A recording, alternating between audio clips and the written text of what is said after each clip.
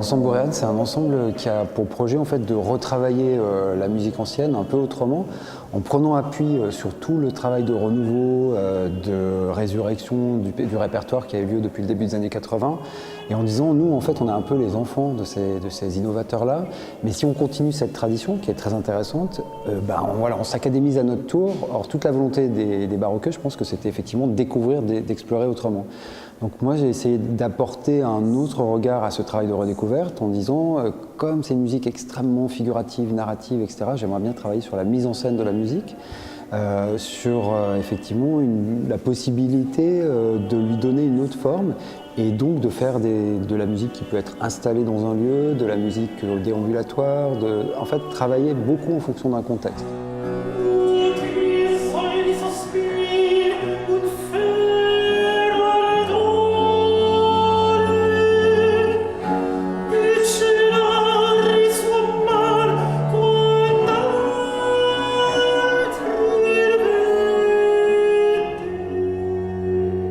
Moi, j'ai entendu parler d'un chanteur qui s'appelle Paul Emerson, d'un performeur américain qui a travaillé dans les années 70.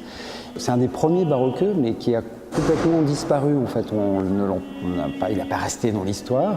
Mais par contre, il a fait tout un travail à la fois sur la technique vocale, donc pour arriver à chanter comme ça d'une voix très haute pour un homme, qui est la voix de contre-ténor, et en même temps, il était un passionné de Farinelli. Donc, il a fait des espèces de performances, de tout un tas de choses en fait dont il ne reste pas grand-chose. Et ayant entendu parler de lui, je suis allé retrouver sa compagne qui aujourd'hui a 70 ans et puis j'ai discuté avec elle. Et avec ce matériau-là, j'ai écrit le spectacle qu'on peut voir et qui s'appelle Farinelli.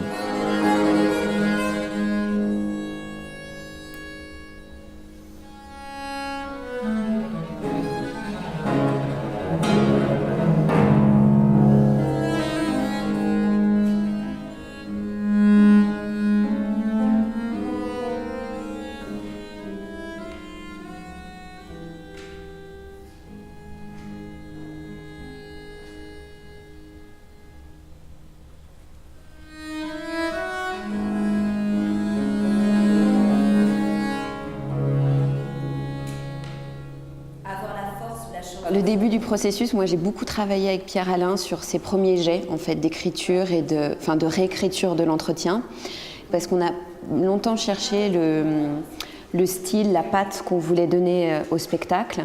Donc lui il écrivait et moi on faisait des sessions où je lisais à voix haute pour voir aussi quelle dimension théâtrale on peut donner à un style d'interview en fait. Et à côté de ça, les musiciens travaillaient. Et quand tout ça était un peu plus clair, nous au niveau du texte, eux au niveau de la musique, on a fait les images vidéo. Et après, tout l'assemblage s'est fait sur la semaine de résidence avant la première représentation. Donc ça s'est fait au Théâtre des Marronniers. Et là, à ce moment-là, c'est collectif. Tout le monde prend un peu de tout, on essaie, on bidouille. Et c'est là aussi que le texte s'associe vraiment à la musique. Parce qu'il y a toujours un flux continu, même s'il y a des moments où je parle toute seule, où c'est que voix, il y a quand même toujours même cette musicalité dans le texte, où le texte est quand même associé à la musique.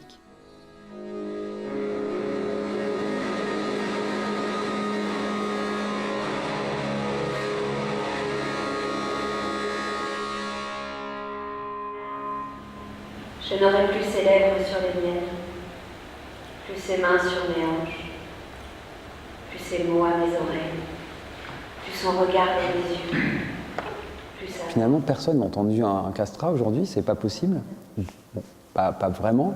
Donc on entend une voix de contre-ténor qui est très intéressante, mais on ne sait pas forcément comment ça sonnait. Et c'est ça que je trouve intéressant dans la démarche baroque, c'est de dire on va être authentique tout en n'ayant aucune possibilité de vérifier cette authenticité. Donc ça ouvre en fait paradoxalement un grand espace à l'imaginaire, parce que c'est aussi très paradoxal. L'art nous prétend rarement à être juste et vrai, ou en tout cas pas authentique. Et là, toute la fiction, tout ce qui fait que ça fonctionne en tant qu'œuvre, c'est parce que justement il y a un écart entre le fait d'annoncer qu'on va faire de l'authentique et en fait on fait de l'art.